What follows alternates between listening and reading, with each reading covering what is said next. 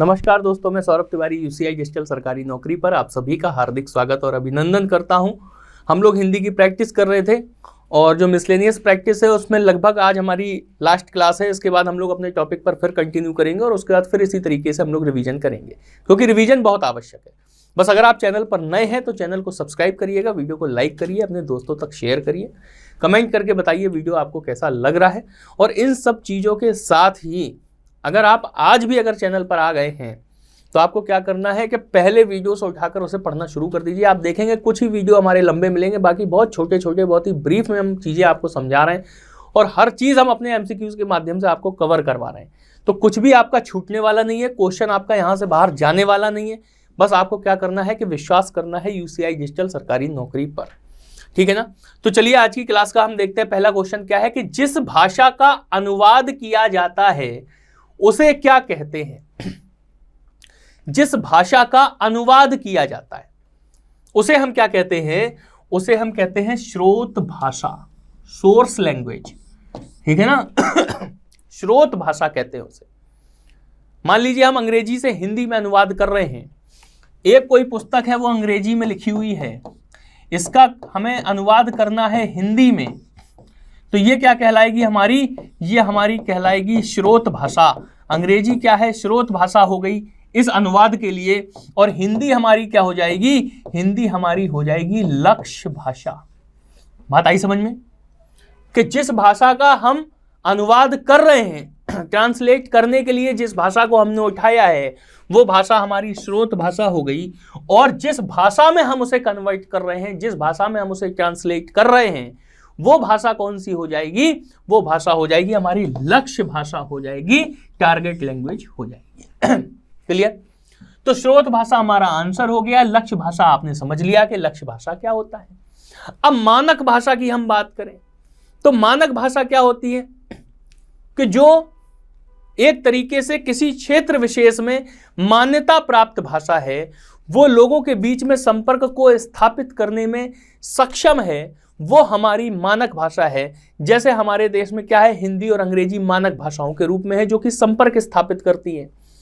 वर्तमान परिवेश में अगर आज देखा जाए तो पूरे भारत में अगर हमें संपर्क स्थापना अगर अपनी करनी है तो अंग्रेजी हिंदी के बराबर पर ही पूरी तरीके से अपना एक महत्वपूर्ण भूमिका अदा करती है इस चीज को लेकर। अब अगर आप साउथ इंडिया में अगर आप जाएंगे और पढ़ा लिखा समाज अगर आपको मिलेगा और वहां पे अगर आप उनकी दक्षिण भारतीय भाषाओं का प्रयोग करना नहीं जानते हैं तो फिर आपको अंग्रेजी भाषा का ही वहां पे इस्तेमाल करना पड़ेगा, ठीक है ना। तो ये भी मानक भाषा हो गई। हिंदी भाषा के लिए अगर आप हमारे उत्तर भारतीय अंचल में अगर आप विचरण करेंगे, वहां पर लोगों से संपर्क करेंगे, तो फिर आपको क्या करना पड़ेगा, अपनी हिंदी भाषा का इस्तेमाल करना पड़ेगा। क्योंकि लोग क्षेत्रीय भाषाएं भले ही जानते हों, क्षेत्रीय भाषाएं तो सभी जानते हैं, मतलब सभी का मतलब जो उस क्षेत्र के निवासी हैं वो क्षेत्रीय भाषाएं जानते हैं, लेकिन हिंदी जो एक मानक भाषा के रूप में निकल कर आई है, जिस भाषा में हम आपको पढ़ा रहे हैं, जिस भाषा में आप हमसे पढ़ रहे हैं, आप किसी भी क्षेत्र के किसी भी अंचल के निवासी हों, लेकिन आपको हमारी भाषा समझ में आ रही है। बेसिकली अगर हम बुंदेलखंड के हैं और अगर हम बुंदेली भाषा में आपको पढ़ाने लगेंगे तो जाहिर सी बात है कि उत्तर भारत के लोग भी, उनमें से एक बहुत बड़ा तबका जो है वो हमारी भाषा को नहीं समझ पाएगा। तो मानक भाषा कौन सी हो जाएगी, मानक भाषा बुंदेलखंडी भाषा नहीं होगी, मानक भाषा कौन सी हो जाएगी, हिंदी भाषा हो जाएगी। क्योंकि आपको पढ़ाने के लिए अगर हम अपने घर में अपने परिवार में बात करते होंगे तो हम जरूर बुंदेलखंडी में बात करते होंगे, लेकिन जब हम आपको यहाँ पर पढ़ाते हैं या हम सार्वजनिक स्थल पर किसी स्थान पर अगर किसी को मान लीजिए हम संबोधित कर रहे हैं, उनसे संवाद कर रहे हैं, तो फिर हमें क्या करना पड़ता है कि हमें अपनी मानक भाषा हिंदी का इस्तेमाल करना पड़ता है। अगर हम किसी ऐसी जगह पर हैं जहां पर हिंदी भाषी लोग नहीं हैं तो हमें पता है कि अगर हम इनसे अंग्रेजी में बात करेंगे तो ये हमारी भाषा को समझ लेंगे। अगर हमें अंग्रेजी नहीं भी आती होगी तब भी टूटी फूटी हम भाषा का इस्तेमाल करने के बाद उन तक कम से कम अपना वो मंतव्य पहुंचाने में सक्षम हो पाएंगे, सफल हो पाएंगे जो हमारे मन में है, ठीक है ना। तो मानक भाषा कौन सी हो गई, ऐसी भाषा जो जन संवाद को, जन संपर्क को सक्षम बनाती है, सफल बनाती है, सार्थक बनाती है, वो भाषा क्या कहलाती है, मानक भाषा कहलाती है। माध्यम भाषा की अगर हम बात करें तो माध्यम भाषा क्या है, जिस भाषा में पठन पाठन मतलब पूरी एजुकेशन सिस्टम वगैरह जो भी जिस भाषा में तय किए गए हैं पढ़ाने के लिए, वो हमारी कौन सी भाषा कहलाती है? माध्यम भाषा कहलाती है। क्योंकि पढ़ाने लिखाने में उन्हीं भाषाओं का ज़्यादा सरकारें जोर देती हैं जो जन संवाद को सक्षम कर सकें, सक्षम बना सकें, सफल बना सकें, सार्थक बना सकें। तो वो भाषाएं कहलाती हैं माध्यम भाषा। जैसा कि आपको पता होगा कि 1964 में एक कमेटी बनाई गई थी, कोठारी कमेटी। 1966 में उसने अपनी रिपोर्ट दी और उस रिपोर्ट में उन्होंने क्या कहा था? त्रिभाषा सूत्र की बात कही थी उन्होंने, ठीक है ना। त्रिभाषा सूत्र उन्होंने कहा था।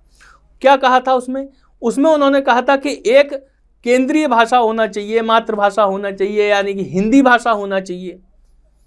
एक उन्होंने कहा था कि पाठ्यक्रम में अंग्रेजी भाषा होना चाहिए, और तीसरा उन्होंने कहा था कि आपकी एक लोकल लैंग्वेज होना चाहिए, जो आपकी प्रादेशिक भाषा है या आपकी आंचलिक भाषा है, उस भाषा का इस्तेमाल होना चाहिए, हिंदी, अंग्रेजी और उसके साथ में आपकी लोकल लैंग्वेज। तो ये त्रिभाषा सूत्र दिया था 1966 में दौलत सिंह कोठारी ने, उनकी अध्यक्षता में कमेटी बनाई गई थी। कई राज्यों ने इस पर अमल नहीं किया, ठीक है ना, क्योंकि वो माध्यम भाषा को क्या करना चाह रहे थे? उसका विस्तार करना चाह रहे थे, माध्यम भाषा का विस्तार करना चाह रहे थे।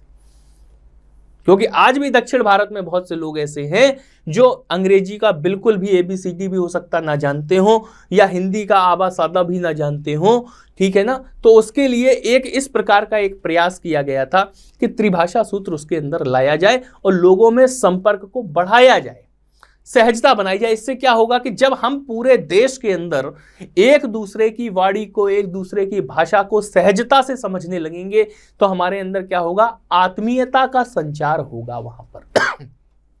चीज छोटी सी ऐसे समझिएगा, मान लीजिए आप विदेश में हैं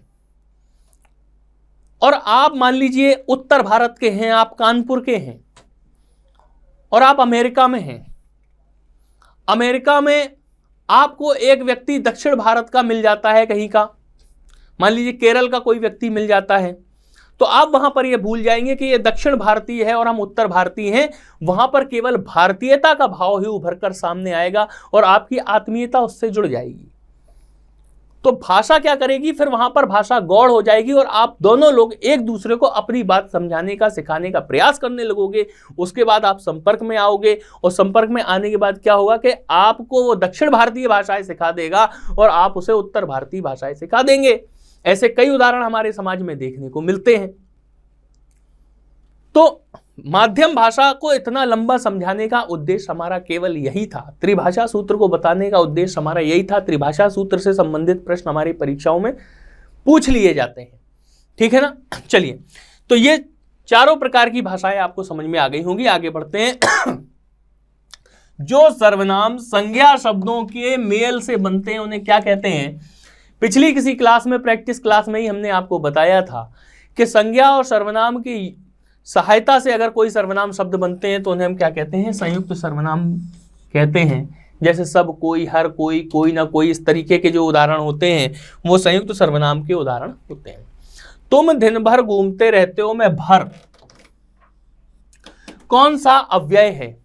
इसकी परिभाषा, इसके विषय में पूरी विस्तृत जानकारी हम आपको पिछली क्लासेस में दे चुके हैं। आप देख रहे हैं कि तुम दिन भर घूमते रहते हो में भर को लिखने का उद्देश्य क्या है? भर को लिखने का उद्देश्य केवल इतना है कि जिससे बात की जा रही है उससे यह बताया जाए कि तुम बिल्कुल निठल्ले हो, पूरा दिन भर तुम्हारे पास कोई काम नहीं है। इस भर को लिखने का क्या मतलब है? पूरा दिन भी कह सकते हैं, ठीक है ना। दिन भर का मतलब दिन भर के तुम घूमते रहते हो, यानी कि कंप्लीट दिन तुम्हारे पास कोई काम नहीं है, केवल घूम रहे हो, ठीक है ना। तो सारा दिन, पूरा दिन भी लिख सकते हैं, लेकिन दिन भर का मतलब क्या हुआ? भर का मतलब क्या होता है? जैसे मान लीजिए कोई एक बर्तन है और इसे अगर भर दिया पूरी तरीके से, तो इसका मतलब क्या हुआ कि इसमें हवा की जगह बची नहीं, कोई मार्जिन ही नहीं है किसी प्रकार का। तो इसलिए ये भर लगाया गया है। इसकी आवश्यकता नहीं थी, पूरा दिन, सारा दिन भी लिख सकते थे, लेकिन भर यहां पर लिखा गया है। इसका क्या मतलब है कि अपनी बात को और बलपूर्वक कहने के लिए शब्द का प्रयोग किया गया है। तो इसे हम क्या कहते हैं? इसे हम कह देते हैं निपात, कह देते हैं। क्लियर है? उम्मीद है ये बात आप लोगों को समझ में आ गई होगी। मेरे हाथ में लेखनी है, वाक्य में कौन सा परसर्ग है? परसर्ग हम कई बार आपको बता चुके हैं। जो परसर्ग होता है उसी को हम क्या कहते हैं, कारक भी कहते हैं। प्रसर्ग को ही हम कारक भी कहते हैं। कई लोग उपसर्ग और प्रत्यय में इसमें कंफ्यूज हो जाते हैं, तो ये कंफ्यूजन हमें अपने मन में नहीं लाना है। मेरे हाथ में लेखनी है, वाक्य में कौन सा प्रसर्ग है? हाथ में लेखनी है, हाथ में लेखनी है। अभी इससे हम कोई काम नहीं कर रहे हैं, ठीक है ना। हाथ में लेखनी है तो अधिकरण में पेपर, अधिकरण में पेपर, और मैं आया है ना, तो यहां पे क्या हो जाएगा, अधिकरण कारक हो जाएगा। कर्ता ने कर्म को अपादान से, लेकिन किससे, अलग होने के लिए, ठीक है ना। संप्रदान क्या हो जाएगा, को के लिए, इस तरीके से हो जाएगा। तो ये सारे कारक चिन्ह आपको याद होना चाहिए।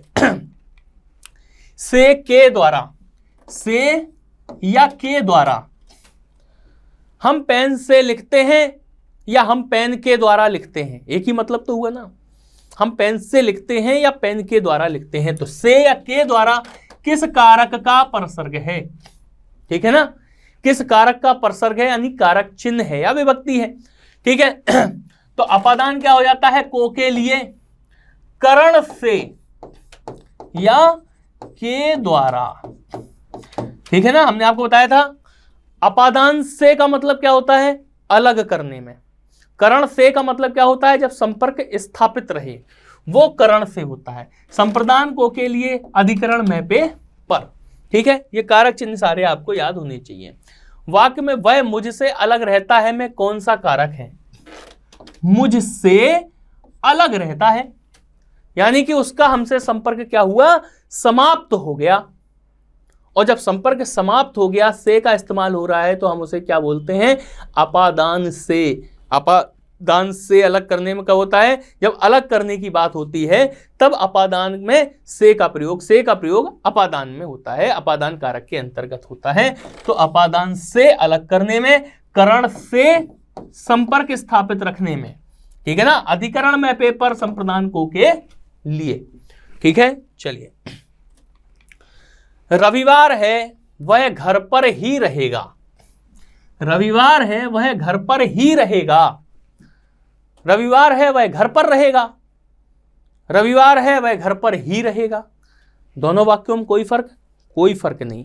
लेकिन जब ये वाला वाक्य बोल दिया कि वह घर पर ही रहेगा, घर पर ही रहेगा का मतलब कि अगर आपके मन में कोई संशय है कि वो कहीं निकल भी सकता है, तो वो संशय भी आपका समाप्त कर दिया किसने, इस ही शब्द ने, जो कि इसकी वास्तविक आवश्यकता नहीं थी, लेकिन इस बात को बलपूर्वक कहने के लिए कि अरे भैया घर पर ही रहेगा, वो कहीं नहीं जाएगा। आप ये ना सोचो कि रविवार है तो वो ऑफिस नहीं जाएगा लेकिन कहीं और चला जाएगा, रविवार है वो घर पर रहेगा। तो आपको रविवार को तो आपके मन में ये बात आ सकती है कि यार रविवार को तो लोग छुट्टी होती है तो कहीं घूमने निकल जाते हैं, तब आप उससे कहोगे कि रविवार है वो घर पर ही रहेगा, यानी कि वो कहीं नहीं जाएगा, छुट्टी उट्टी में कहीं कोई मनाने नहीं जाएगा, वो घूमता फिरता नहीं है। रविवार का मतलब घर पर ही रहेगा, यानी कि केवल अपनी बात को बलपूर्वक कहने के लिए इस अनावश्यक शब्द का प्रयोग यहां पर किया गया है, तो इसे हम क्या कहेंगे, निपात कहेंगे, ठीक है ना। तो इतनी सी बात आपको समझ में आ गई होगी। अधिकरण क्या होता है, मैं पे पर, ठीक है। इसका आंसर क्या हो गया, पर हो गया। कर्ता ने कर्म को करण से, ठीक है, तीनों हो गए। अपादान से, जब अलग करने की बात हो रही हो, संपर्क खत्म हो रहा हो, तब अपादान से की बात होती है।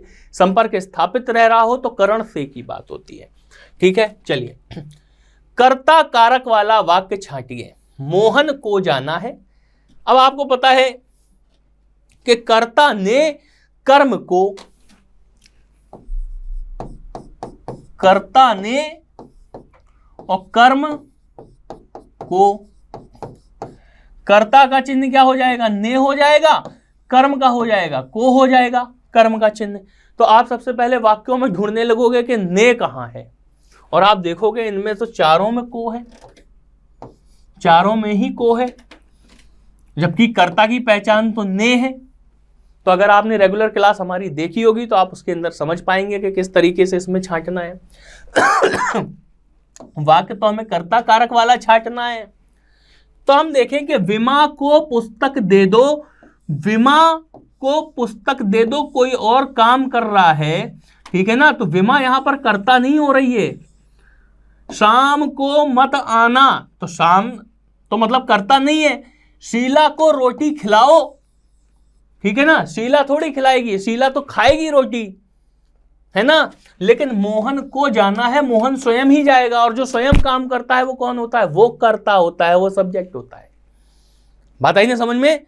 जो स्वयं काम करता है वो कर्ता होता है, तो मोहन को जाना है, यानी कि ये ए ऑप्शन हमारा आंसर यहां पर हो जाएगा। ठीक है, उम्मीद है इस क्वेश्चन में आपको बहुत मजा आया होगा। इसी के साथ हमारी जो रिवीजन एक्सरसाइज जो है यहीं पर हम लोग रोकते हैं। अब अगली क्लास में हम लोग नए टॉपिक को उठाएंगे, फिर 2-3-4 टॉपिक हम लोग पढ़ेंगे, फिर उसके बाद 6-7 क्लासेस हम लोग फिर से इसी तरीके से पुराने रिवीजन को करते चलेंगे। पूरा प्रयास है कि आप नया भी पढ़ते चलें और पुराना कुछ भी भूलें ना, लेकिन इतने सिस्टमेटिक ढंग से अगर आप पढ़ना चाहते हैं, पूरा कोर्स कंप्लीट करना चाहते हैं, तो हमारे चैनल को सब्सक्राइब करिएगा, वीडियो को लाइक करिएगा, शेयर करिए, कमेंट करके बताइए कि वीडियो आपको कैसा लगा। बहुत बहुत धन्यवाद।